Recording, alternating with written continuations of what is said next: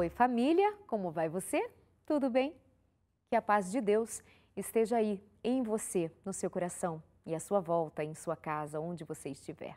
Nós desejamos muitas alegrias para a sua vida, especialmente as alegrias espirituais, aquelas que nós não compramos e também, quando nós as temos, ninguém pode tirá-las de nós. É uma paz que não está em nenhum outro lugar, senão do coração de Deus para o seu coração. Já percebeu que o mundo está em convulsão? Essa é a impressão que nos dá. Terremotos, furacões, desabamentos, ameaças de guerra, uma convulsão só, sem falar na imoralidade, na corrupção. Parece que o ser humano em si mesmo tem se deteriorado, a nossa mente tem adoecido e tudo à nossa volta parece ruir. Se nós olharmos para os telejornais, se nós acompanharmos as notícias e nós estivermos muito focados em acompanhar de perto o que está acontecendo, eu acho que quase nós perdemos o juízo. As coisas estão muito difíceis. Se olharmos para mais perto de nós, quantas pessoas em conflito? Divórcios, brigas em família, filhos muito sofridos com a separação dos seus pais, pessoas doentes, enfermas, perdendo entes queridos, pessoas amadas. Tanta dificuldade. Desemprego? Nem se fala. Tirando a paz de muitos pais de família, de muita gente que não tem o dinheiro para o pão de amanhã. Parece que nós estamos olhando para o mundo muito cinzento. E como fica isso que eu disse anteriormente a respeito de ter paz? E como fica a saúde mental, a sanidade de cada um de nós? O que fazer para nós não perdermos a esperança na vida? Será que de fato vale o que nós dizemos a respeito do brasileiro? Que o brasileiro é um povo esperançoso, confiante? Mas o que dizer de tantas pessoas doentes na desesperança, por vezes sem saber nomear e dizer o porquê de tristezas, de angústia que as levam a desejar o fim da vida? Quem diria? Somos tão afeitos a viver, mas em algum momento alguma coisa acontece aqui dentro do coração da gente e então nós simplesmente dizemos, acho que não faz mais sentido. Como lidar com tudo isso? E como cuidar de si? Cuidar da mente? Como cuidar da vida? Como não perder a esperança? Como ter essa tal paz? Vamos conversar sobre aquelas pessoas que estão sentindo o desejo de morrer? Várias pessoas já nos escreveram aqui, fora outras que, em outros momentos, em outros temas, aproveitam para abrir o coração e dizendo simplesmente tenho vontade de morrer. E nós estamos num período agora, o mês de setembro, conversando sobre o tema, o chamado Setembro Amarelo, para dar uma atenção especial às pessoas que têm pensamentos suicidas, que estão em depressão, em sofrimento e querem morrer. Vamos entender um pouco mais a respeito disso? Vamos querer saber dos convidados de hoje se falar a respeito do tema é motivar as pessoas a tomar tal atitude. Vamos entender um pouco mais como lidar, como cuidar dessas pessoas e como cuidar de si mesmo. Espero que o programa tenha tempo suficiente para tanta coisa necessária de aprendermos, mas que seja pelo menos mais uma oportunidade de você pensar e repensar o seu modo de viver e encontrar um jeito de sair da situação que você está agora, caso seja uma situação de conflito e angústia e vontade de morrer. Aos familiares também fica o nosso convite, fique aqui com a gente para aprendermos juntos no nosso consultório de família. Meu primeiro convidado, já apresento para você o Dr. César Vasconcelos de Souza, que é colega de apresentação, é apresentador do programa Claramente, aqui na Novo Tempo, um programa de excelência. Se você quer ter aulas, você quer aprender ainda mais sobre saúde mental, Claramente, aqui na Novo Tempo. Dr. César, bem-vindo. E bom, Darley, estar aqui de novo, né? Obrigada. Muito obrigado pelo convite. Prazer. E você, na sua fala, você levantou esse assunto que é bem importante. Temos que falar sobre essas questões, né? Porque o mito é, não, se falar vai incentivar, né, a pessoa a se matar ou coisa assim. Não, se falar, vamos orientar, vai ajudar as pessoas a ver que tem saída sim. Então, obrigado por estar aqui mais uma vez e espero colaborar com você e com o pessoal de casa. Não tenho dúvida. Sempre digo para o Dr. César, não é porque agora tem programa na Novo Tempo que vai deixar de vir no meu. Aí ele disse ok e vem sempre aqui com a gente também. E a minha segunda convidada já esteve com a gente em outros momentos e volta. Muito bem-vinda outra vez. Vilma Botassin, psicóloga e sempre muito querida aqui no consultório também. Obrigada. Obrigada para você pelo convite e sou muito feliz de estar aqui novamente para falar com um assunto tão polêmico que é sobre a vontade de morrer que as pessoas têm. E realmente é um adoecimento que o ser humano tem, não é? Diante de tantas dificuldades que está sendo apresentada hoje no mundo atual.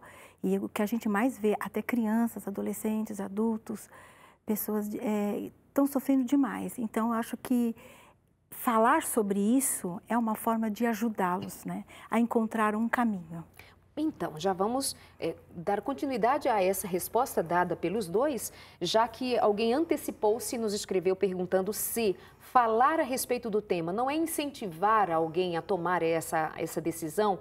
Quando comentei com o Dr. César, agora ao começar o programa, antes de começar o programa, o senhor diz, Darli, isso é um mito. É um mito, então, falar sobre suicídio não significa estar incentivando alguém a fazer tal coisa? É um mito, porque... primeiro, falar sobre isso na família, ou com um amigo, ou com a pessoa, né?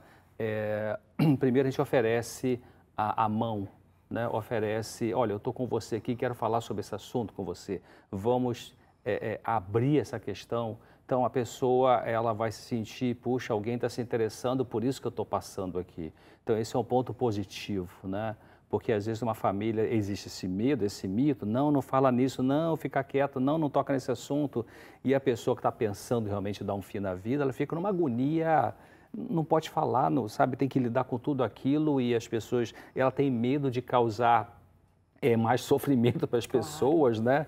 Inclusive uma frase típica de paciente deprimido com ideia suicida é: eu dou muito trabalho para os outros, eu sou um peso para os outros, né? Então, falar é importante porque oferece a possibilidade de ajuda, oferece a chance dessa pessoa que está pensando em morrer de ver que tem saída, né? Ela pode falar sobre isso, porque falar sobre isso é uma forma de ela expor o que está dentro dela, e aí quem vai escutar vai ver se tem exagero nessa interpretação, se tem uma distorção de pensamento, se tem uma ideia de desesperança que a pessoa está exagerando, né? Ou se tem realmente um fundamento de desesperança e de uma coisa que não tem saída, mas que essa pessoa que está ali junto com essa que quer se matar, vai dar alternativas para a pessoa poder lidar com aquela situação de desesperança. Então, tem que falar sim. Acho que as pessoas que estão em casa assistindo não fiquem com medo disso, né? Eu acho que abrindo isso oferece chance de alívio, de recuperação, de encontrar uma saída, né? E até de encaminhar essa pessoa para um atendimento que seja mais necessário ou profissional, que muitas vezes é preciso mesmo. Há quem diga que, ao ouvir alguém dizer da vontade de morrer, da falta de ânimo na vida, dizer assim, para com isso, bobagem, já passei por algo semelhante, já passei por coisa pior, tá, querida? E não tive vontade de morrer, e meio que despreza esse sentimento. E vai dizer assim, tá querendo chamar a atenção, que é um outro caso também. O que dizer a respeito disso? Como é que um familiar, uma pessoa leiga, vai saber identificar quando é uma fala aleatória, assim, uma expressão, um modo de falar e de quando é um sofrimento? Que pistas nós podemos dar para que elas saibam diferenciar, saibam acolher, saibam entender? Porque, na verdade, quando a pessoa ela está deprimida, ela está infeliz, ela está angustiada, ela se sente que está no fundo do poço. E a pessoa fala assim, isso não é nada, isso vai passar. A pessoa fica pior, porque o outro não entende o que está acontecendo com ela. Então, traz um sofrimento maior ao dizer para a pessoa assim, isso vai passar, isso é besteira sua. Então, tem que fazer uma análise para saber se realmente é aquilo que ela está sentindo. Como ela está se comportando, por que será que ela está falando isso? Então, você tem que fazer os porquês. Perguntar o porquê que você está se sentindo desse jeito. Então, acolher essa pessoa.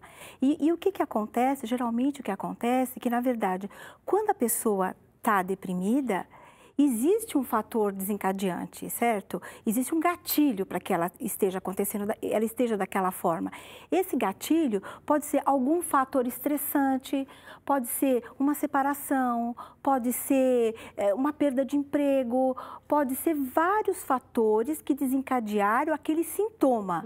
E diante disso, a família, estou certa? A família tem que acolher e saber por que será, o que foi que aconteceu que ela chegou nesse estado.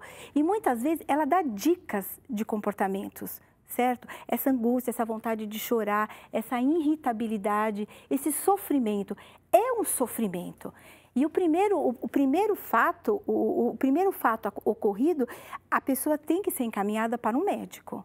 E o médico tem que saber o que está acontecendo, vamos conversar, não é? E se for o caso, se a pessoa está passando por isso, provavelmente ela deve estar com uma baixa dopamina, serotonina, certo? Os hormônios do sentimento, que faz com que ela tenha o prazer da vida. E se ela está tendo menos prazer da vida, ela está tendo menos valia. Então, a gente tem que ficar alerta. Uma coisa desencadeia a outra. Vai Agora, não necessariamente a pessoa que está em sofrimento vai saber nomear qualquer tipo de porquê, qualquer tipo de situação, porque a angústia faz com que o entendimento a respeito de si e da vida fique, de certa forma, ou de todas as maneiras, bloqueado. Ela não tem compreensão do todo, não é? E aí eu acho que fica mais difícil ainda se alguém perguntar, mas por quê? E a resposta que ela der vai dizer, mas isso não é nada, isso é bobagem. E aí fica nesse ciclo de a família não acreditar, a pessoa continua doente.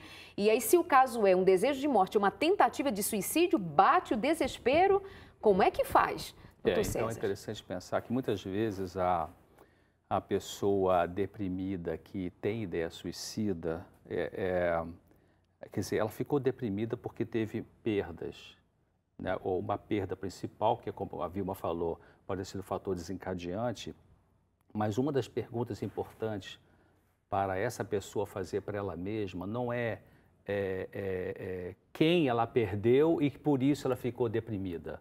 Uma pergunta mais importante do que essa é o que ela perdeu nessa perda.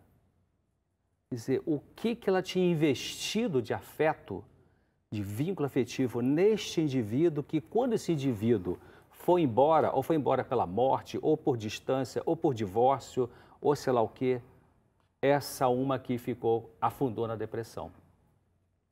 Então, voltando àquela questão inicial sua, se a gente está falando de adolescente, como é que os pais podem detectar se o adolescente está ficando deprimido e possivelmente desenvolvendo uma ideia suicida?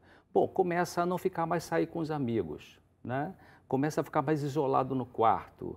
Tem uma face, a gente chama uma face mais triste, pode perder o apetite ou começar a atacar a geladeira, mas já não tem aquele interesse pelas amizades, até pelas redes sociais, então está ficando mais, a gente chama na gíria de jururu, né? Você está ficando mais acuado, mais um bichinho no canto lá.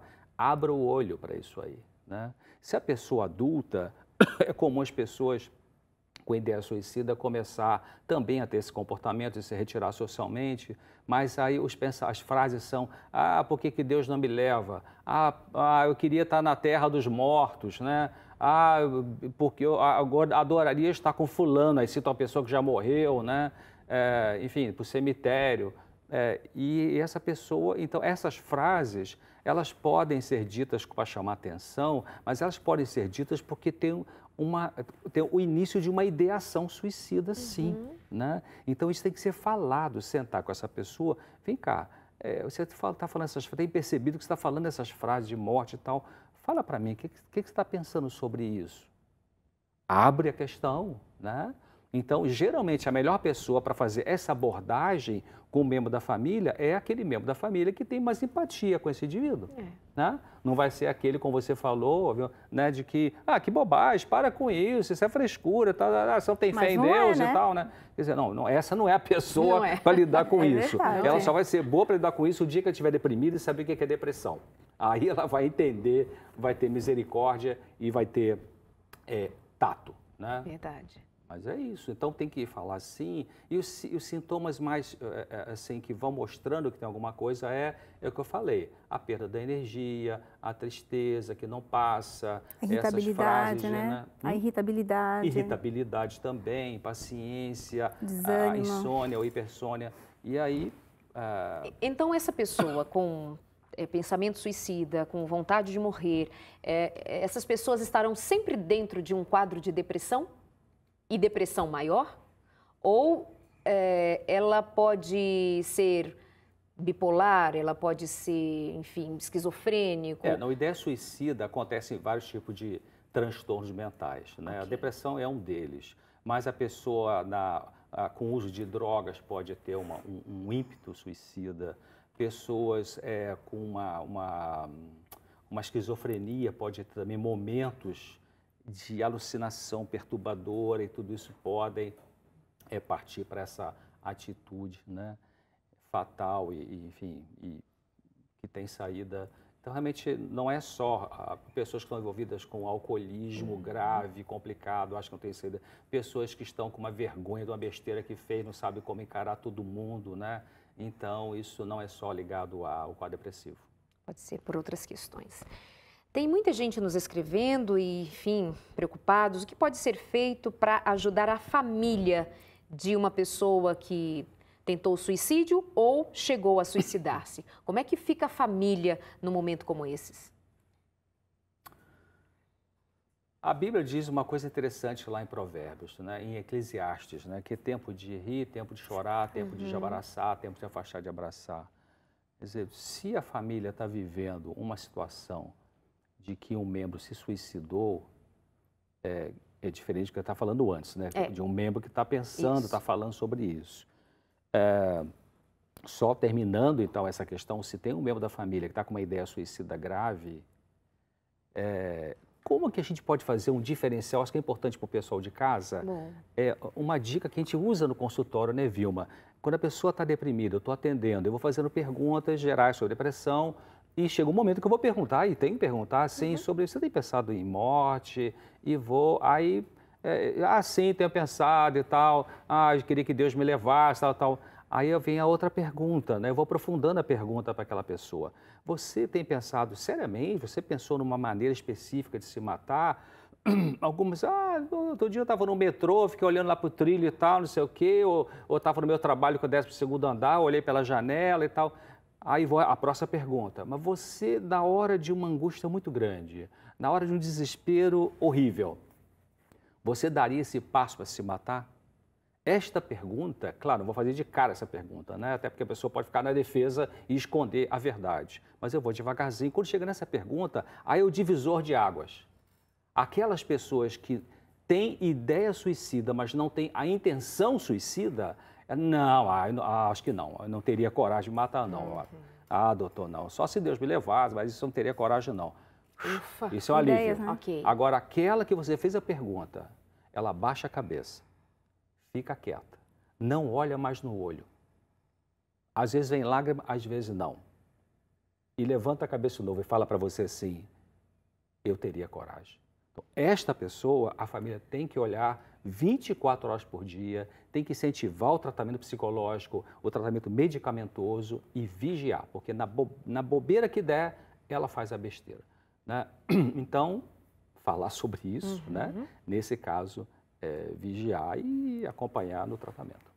Ele citou a respeito dos adolescentes. Eu sei que você trabalha bastante ligado aos adolescentes também, casais e tal, mas você tem um cuidado todo especial com os adolescentes.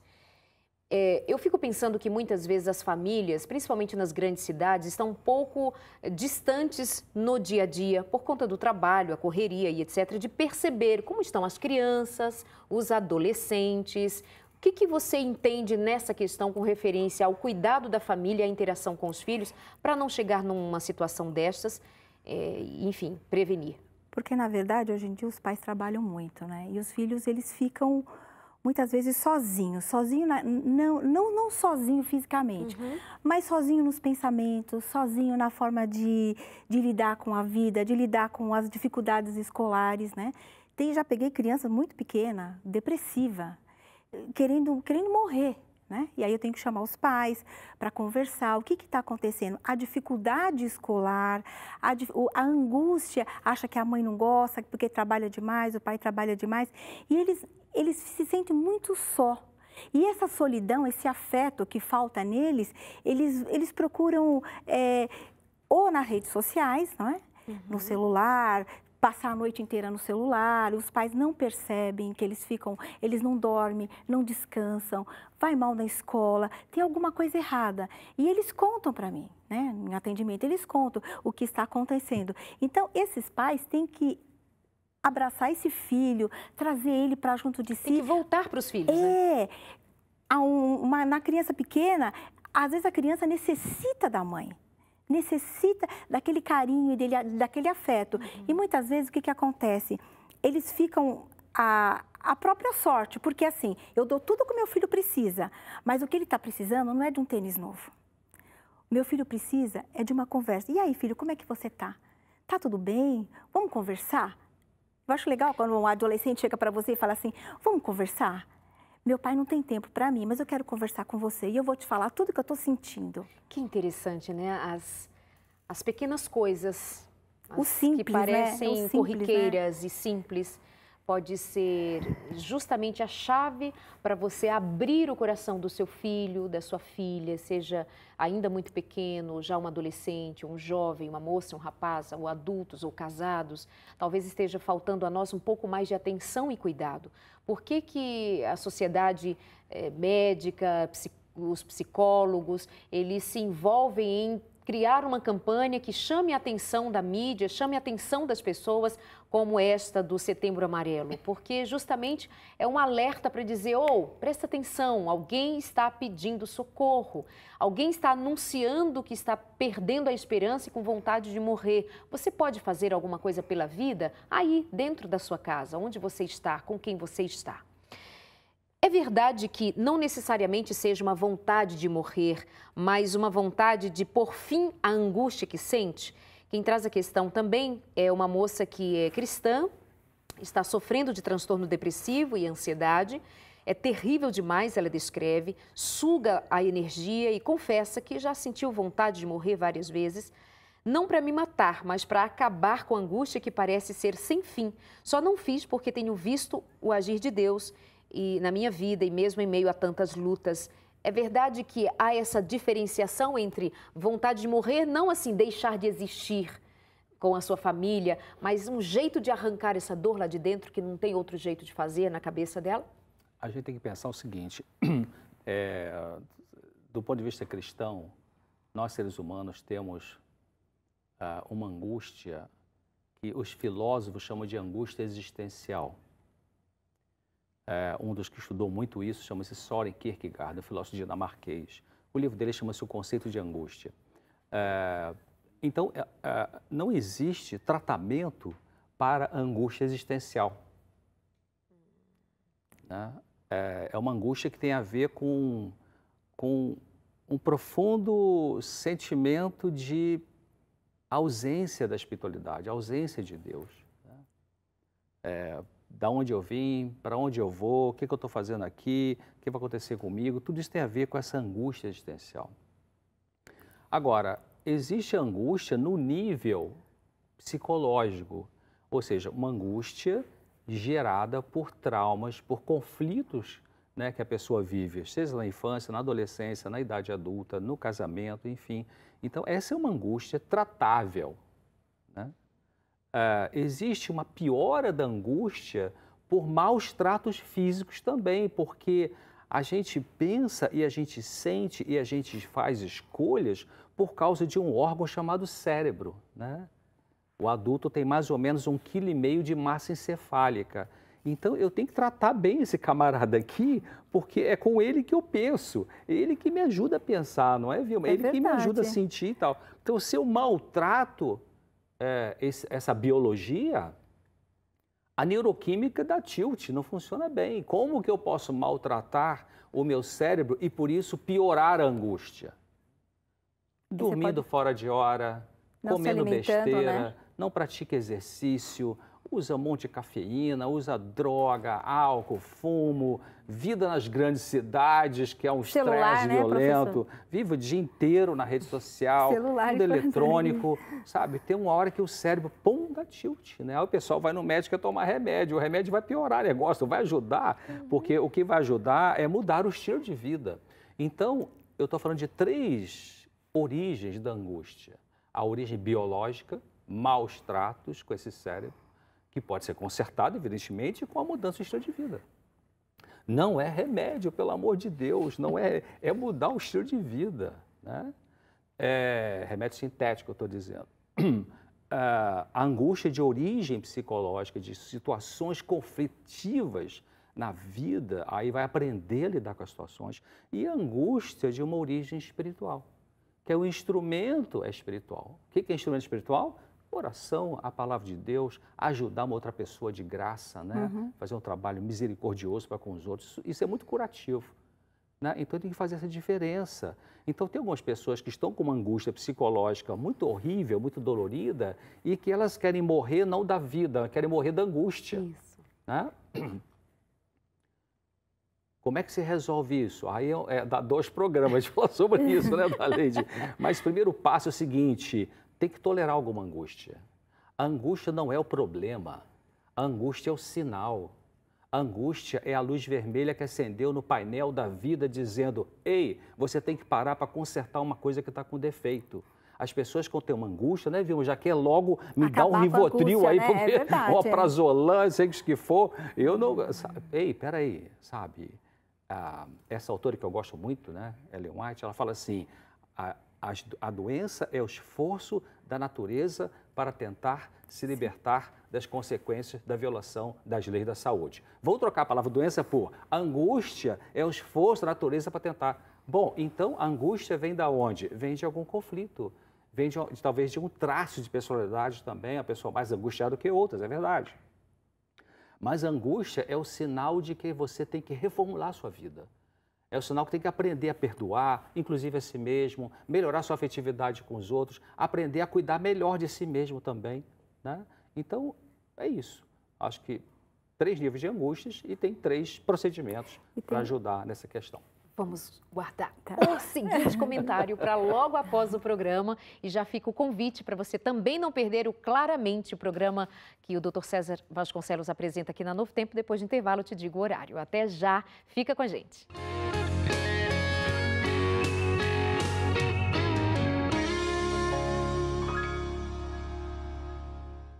Nós aqui fazemos campanha para você ter saúde. Sim, nosso interesse é que você tenha saúde. Como bem diz a palavra de Deus, quero que você vá bem em todos os sentidos, diz o Senhor, inclusive prosperidade e saúde.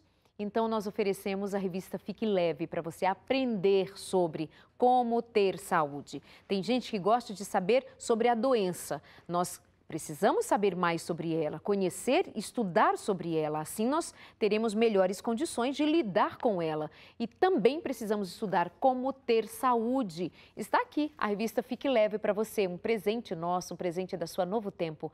Fique Leve, princípios básicos para uma vida com qualidade. Nós vamos tratar aqui de saúde física, mental e espiritual. Entre em contato com a gente, tá certo? Pede a sua revista pelo 0 Operadora 12 21 27 31 21. E nós vamos mandar bem rapidinho de presente para você, com muito carinho. E aqui trata as questões de ordem emocional, como depressão, como desejo suicida. E nós vamos orientando como lidar com o todo, mente, corpo e a sua vida espiritual também.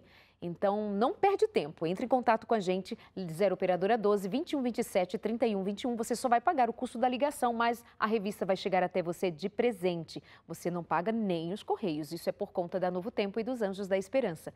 E a você que é Anjo da Esperança, o nosso muito obrigada por ser parceiro nosso, por nos ajudar a fazer chegar cada vez mais a tantos lares, tantas pessoas, mais conhecimento, mais informação e mais da Palavra de Deus para todos que queiram. E então, nossa gratidão a você.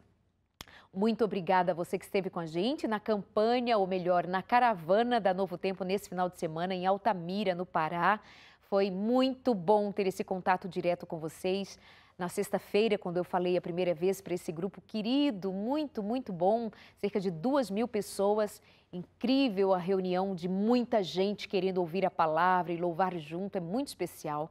E no sábado nós tivemos 2 sessões de caravana quando estivemos juntos pela manhã também, mas as 2 sessões de caravanas à tarde e outra vez foi um encontro muito especial. Muito obrigada a todos vocês. Um abraço para o pessoal da igreja do Premem, onde preguei no domingo à noite, aí em Altamira.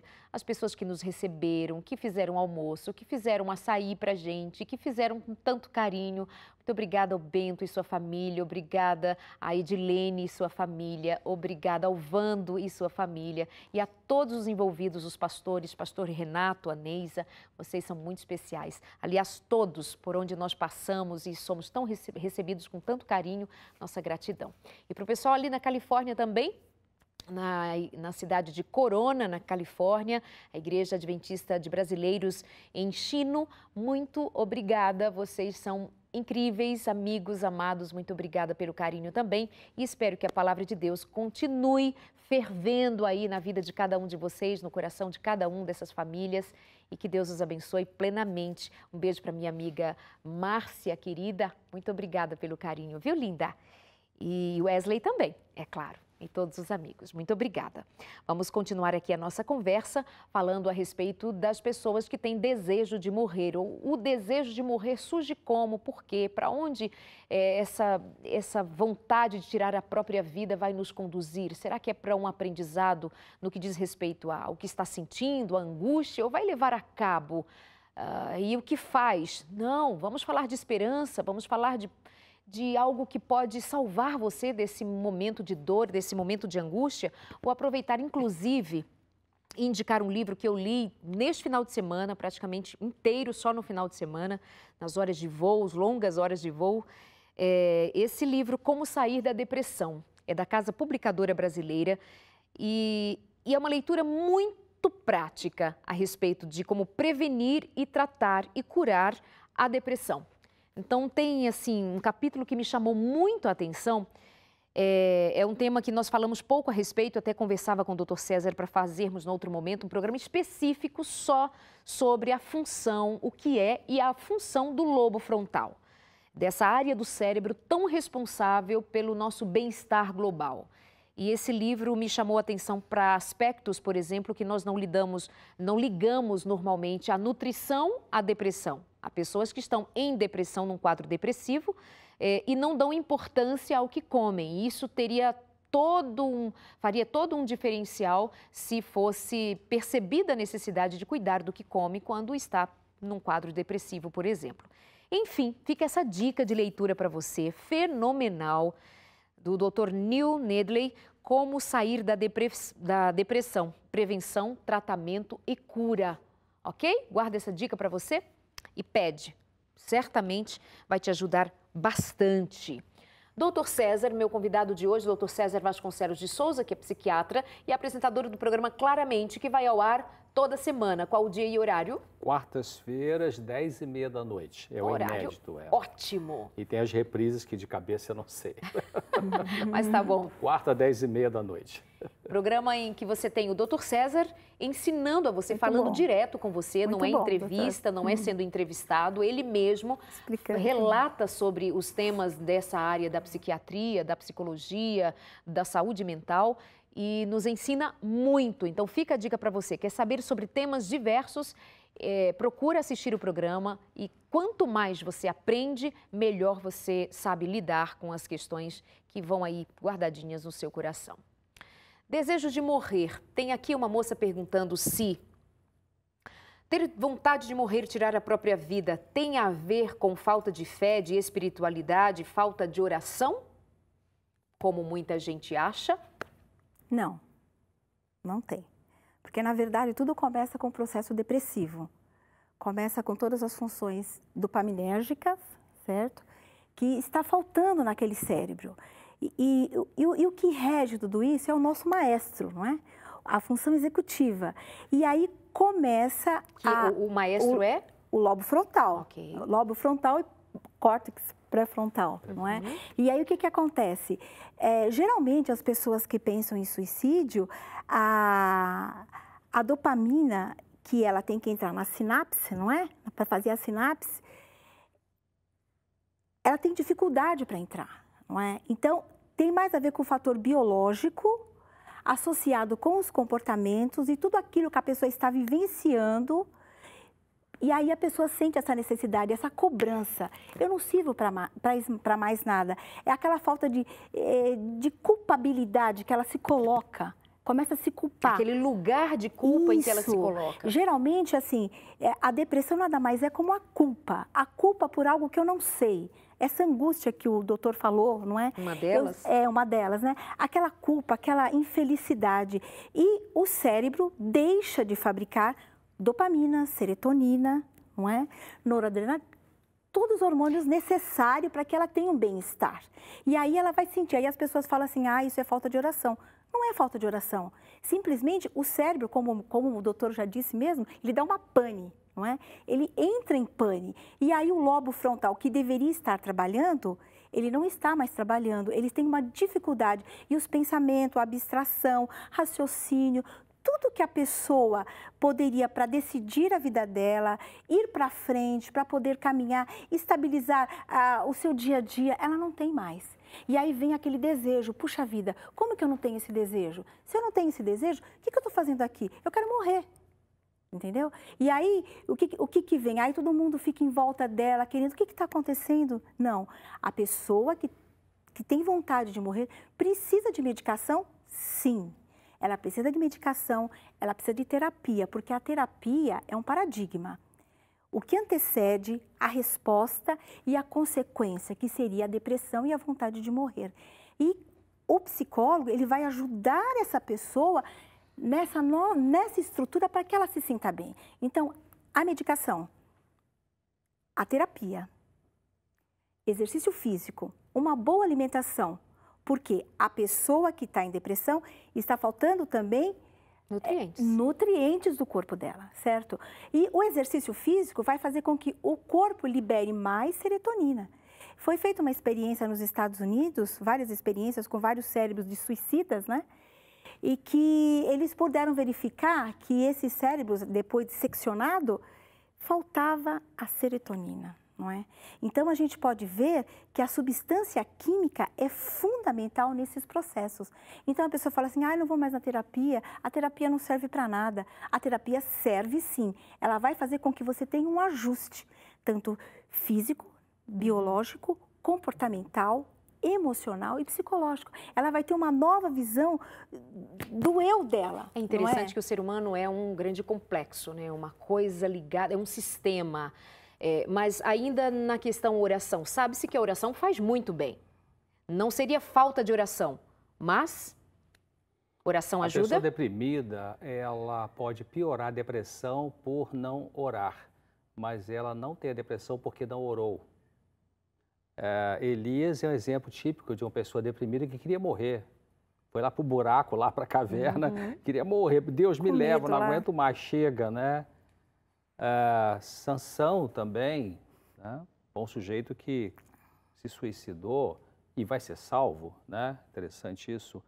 A pessoa deprimida grave que tem ideia suicida, como o Vion estava comentando a questão da neuroquímica, realmente ela fica com as funções executivas cerebrais. Função executiva é do lobo frontal, no córtex pré-frontal. O que é a função executiva do ser humano? Capacidade de pensamento abstrato, capacidade de planejar tarefas, de realizar tarefas, capacidade de fazer uma atenção focada no assunto, o raciocínio, tomar decisões, lidar com a emoção, tudo isso tem a ver com função executiva. A pessoa deprimida, ela tem um prejuízo da função executiva, porque o cérebro dela está obnubilado. Obnubilado é nublado, né? Você sobe uma serra, está com neblina e você não enxerga bem, é assim.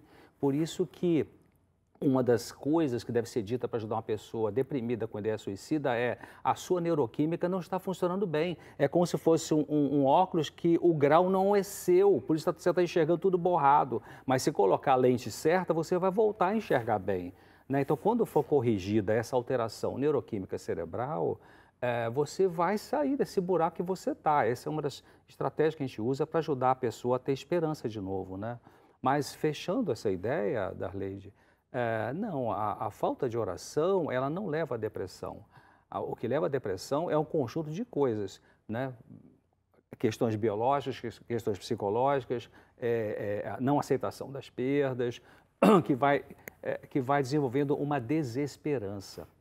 No núcleo do paciente deprimido existe a coisa principal chamada desesperança, porque o paciente deprimido que pensa em suicídio, ele não quer morrer, ele não sabe conviver com aquela desesperança, com aquela angústia. Então, ele acha que a única forma de eliminar a angústia é eliminar ele mesmo, né? Mas tem jeito para angústia, sim. Quando eu falo tem jeito para angústia, eu não estou dizendo que vai eliminar a angústia, eu estou dizendo que essa angústia vai deixar de ser perturbadora nesse nível que está perturbando e que leva a pessoa a pensar em morte. Né? Ela vai aprender a ficar mais forte para lidar com a angústia, sim, porque não tem como zerar a angústia nesse planeta aqui. O pensamento pós-moderno quer dizer que sim. Não, o que importa é você sentir bem. Para você sentir bem, usa qualquer coisa, faz qualquer coisa. Ei, alô, isso é uma loucura dizer isso, né? Mas, agora, a oração ajuda a pessoa que está com ideia suicida a não cometer o suicídio? Sim, ajuda. A palavra de Deus ajuda, a oração ajuda, mas realmente, como Vilma falou, a ajuda profissional é muito importante. Ela precisa disso para encontrar esses caminhos de saída dessa situação que, eu repito mais uma vez, tem saída sim. Nós, quando falamos em suicídio, talvez nós pensemos em algumas estratégias usadas por quem faz a tentativa, muito pontuais. Pular de algum lugar alto, uma corda no pescoço, tomar muita medicação, um remédio só, enfim, cortar os pulsos. A automutilação é uma forma de querer arrancar essa dor e, enfim, deixar o sangue esvair junto com ela a angústia, ou ok. Mas é possível que no dia a dia nós, todos, de alguma maneira, também estejamos agindo de tal maneira que talvez não conscientemente, mas de que de alguma forma estejamos contribuindo para a não vida. Por exemplo, hoje eu estava assistindo um documentário a respeito do consumo de carne por cientistas americanos, mostrando assim como é deletério o consumo de carnes e etc, etc. Muitas vezes nós sabemos que um consumo de determinado alimento, que consumo de muito açúcar ou deixo daquele outro alimento traz prejuízos à minha saúde. Ou não dormir, ou não fazer atividade física, enfim. De alguma maneira, não somos todos nós assim afeitos a morrer, mas parece que eu não morro. Alguma coisa assim de ilusão e de dizer... o jeito que eu me alimento, dormir ou não dormir, comer ou não comer, não estaríamos nós fomentando uma espécie de suicídio coletivo também? Eu acho que pode ter um certo desprezo pessoal, um descuido pessoal, mais subconsciente, né? Pode Sim. ter, Tem uma coisa... mais inconsciente. Isso é possível, pessoas que têm... o Rollo May, que é um psicanalista muito profundo, num dos livros dele ele fala sobre o cinismo social. Cinismo social é você ver toda essa desgraça e corrupção em todos os níveis, tudo isso, e você vai ficando cínico, vai ficando frio, né? Vai ficando, sabe, o cara tem uma bala perdida, cai na tua frente, e você, sei lá, vai andando e vai comer biscoito, sanduíche e meio que vai acostumando com essas coisas. Realmente, e o ser humano a gente pode manifestar um certo autodesprezo, desprezo pela vida, com o estilo de vida também. Parece uma loucura, parece um paradoxo, mas as pessoas hoje ficam correndo atrás do dinheiro, correndo atrás de muita, para ter um consumismo, né? E elas detonam a vida, sabe? Anos atrás, no Japão, jovens empresários com 29, 30, 32 anos de idade morriam num ataque súbito cardiovascular, uma doença chamada karoshi. E a causa dessa doença era o esgotamento por um burnout, né? Por um esgotamento de exigência severa, um trabalho excessivo, horas demais. E por que faziam isso? Por causa desse conceito besta, desculpa a palavra, capitalista, de, sabe, a felicidade vai vir se você tiver esse carro, aquele apartamento, não sei o quê, a terceira mulher, o quarto casamento, sei lá, sabe? Que loucura. Então, isso é vida, né? Você pega Fritjof Capra, professor de física quântica da Universidade da Califórnia em Berkeley, no livro chamado Pão de Mutação. Ele fala assim, o que eu vejo na física quântica, eu acho que a sociedade não consegue chegar lá nessa beleza da física quântica.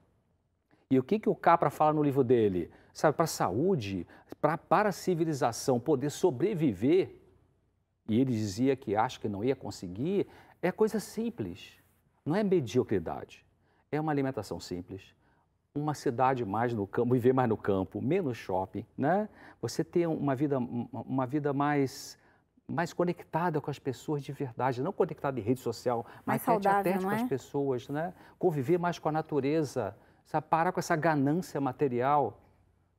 Então, sabe, como é que uma pessoa que tem pessoas milionárias, bilionárias, que não tem serenidade, sabe, tem dinheiro para viver 10 vidas super confortáveis, mas querem mais? O que é isso, né? Aí vão criticar o psicótico, né? Tem uma pessoa que às vezes brinca comigo e fala assim, oi, como é que tá os seus louquinhos? Eu falo assim, e você, tá boa? Tem uma pessoa, uma parente minha, né? Sim.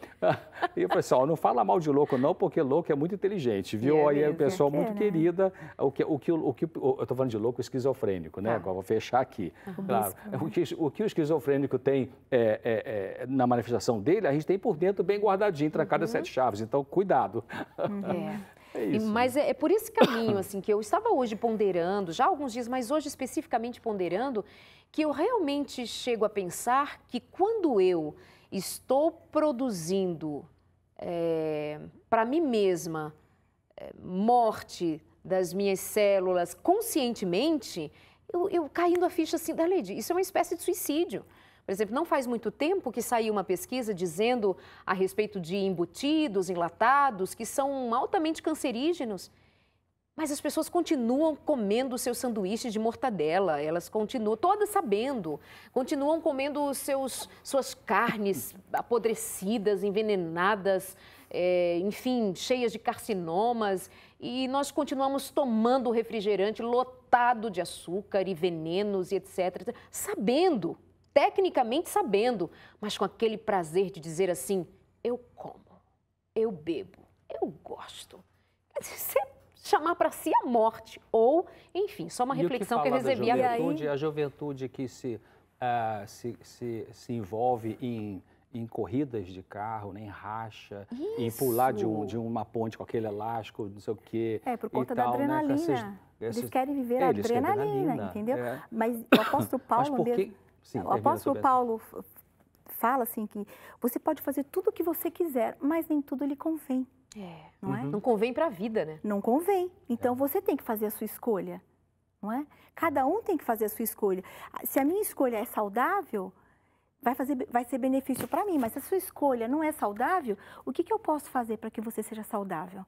Só depende de você. Deus deu a nós o livre-arbítrio para nós decidirmos o que é certo e o que é errado. Então, só depende de cada um encontrar o seu caminho. Se eu quero comer embutido e você quer comer saudável, como que eu vou chegar para você e falar assim, peraí, você não pode falar de mim? Porque Deus deu essa possibilidade, mas essa é uma outra questão, que é a do julgamento. Agora, da autopercepção de que caminho você está escolhendo para quem quer... Para quem diz que quer viver e que ama a vida, não condiz esse caminho. Como disse Paulo... Você pode fazer tudo, mas nem tudo lhe convém. Mas aí a decisão é pessoal, da pessoa, né? A gente fala que você não pode fazer isso, não pode fazer aquilo, mas cada um vai decidir o que fazer da sua própria vida. São escolhas. É o lobo frontal, as funções executivas que você vai exercer. Lawrence Lishan, um psicólogo americano, trabalhou mais de 20 anos só com pacientes terminais. Terapia de pacientes terminais. Ele cita num dos livros dele uma advogada norte-americana bem-sucedida profissionalmente, economicamente. E ela teve um câncer de mama. E aí ela foi fazer a terapia, né, como parte do tratamento de um câncer de mama. E aí ela começou a descobrir que a vida inteira ela gostava de música, não gostava de direito. Mas ele foi bem sucedida. Aí ela falou assim, inclusive ele colocou uma frase que ela disse, ele colocou no livro, a frase assim, agora que eu tenho um câncer, vou fazer o que eu gosto e o que eu quero. Né? Então, ela fez, ele conta a história de uma médica que tinha uma especialidade que ela não gostava muito, embora desse muito dinheiro, também teve um câncer de mama, também foi fazer psicoterapia e ela mudou. Ela foi para uma outra especialidade que ela gostava de coração, ganhando menos dinheiro. Então, esses casos em que essas pessoas tomaram decisões positivas, com mais sintonia com a alma, com o espírito, tiveram uma sobrevida muito maior do que aquelas que permaneceram numa atitude, sabe, trincado. Importante isso. Fico pensando aqui também nos relacionamentos. Tem muita gente envolvida em relacionamentos tóxicos, que tira delas a energia de viver. Tem gente envolvida em laços, em tramas, nem são laços, são tramas e artimanhas de relacionamentos absolutamente doentios. Isso tira de você vontade de viver. Tem gente que vive numa expectativa louca de uma coisa que não existe, mas que fora criada, e alguém pode ter dito para você, você só será feliz se alcançar este ou aquele lugar. Isso está roubando a energia de você viver. Preste atenção no que tem sugado a tua energia. Antes que venha o pensamento suicida, antes que venha essa vontade de morrer, esse desejo de morrer, vamos olhar enquanto temos um pouco de sanidade ainda em nós. Vamos nos observar e vejam as loucuras que nós vamos cometendo e nos infiltrando e nos amarrando ali, deixando-nos presas de relacionamentos absolutamente infelizes, tirando de nós a capacidade de sermos juízes da nossa história e deixando que outros decidam por nós, sem nenhum direito para isso. Olhemos para essa nossa condição de, por vezes, consciente, mas na maior parte das vezes, como bem citou o Dr. César, inconsciente, nós também promovemos nossa autodestruição, nós não somente nos sabotamos, mas nós nos autodestruímos, nós temos até um conhecimento e nem se dá o que diz a Bíblia, meu povo perece por falta de conhecimento, mas que tipo de conhecimento?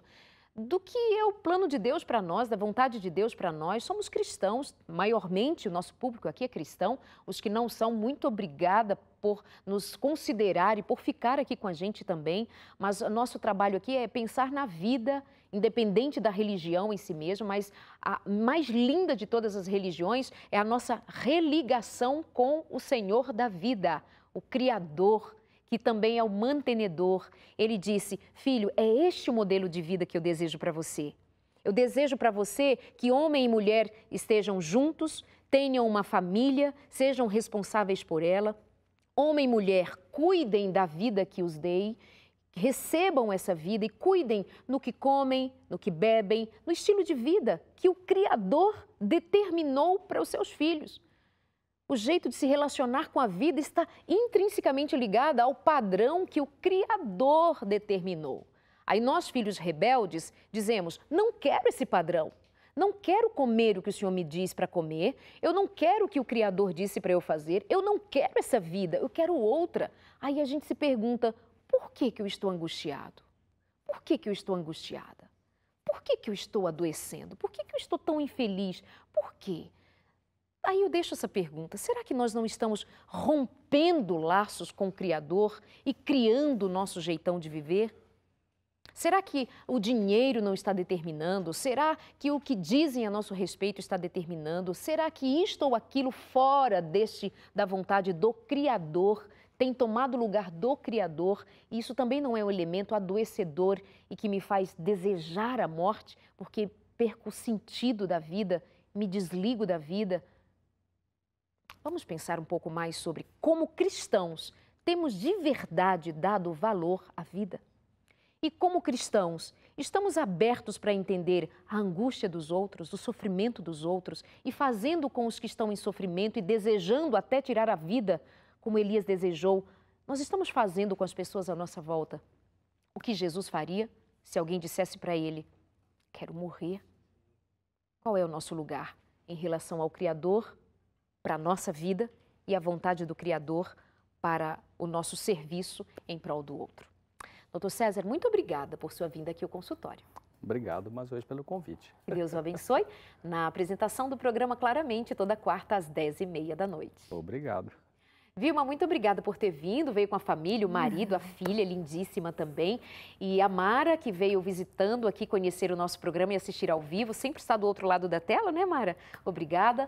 E a vocês também, muito obrigada, a minha equipe. E a você, obrigada pela companhia também. Que Deus os abençoe e até a semana que vem aqui no nosso consultório de família. Vou repetir para você a dica do livro Como Sair da Depressão. você pede na Casa Publicadora Brasileira. A minha indicação é o intuito de que você tenha uma ferramenta com a qual você possa aprender mais sobre essa questão da depressão e poder promover mais saúde para si. E também pedir a revista Fique Leve. Obrigada pelo carinho da audiência outra vez, que Deus te abençoe. E eis que Jesus disse, eu vim para que tenham vida e vida em abundância. Não é falta de fé, não é falta de oração, mas ter fé e orar ainda continua sendo um laço perfeito entre você e o Senhor da vida. Até a semana que vem.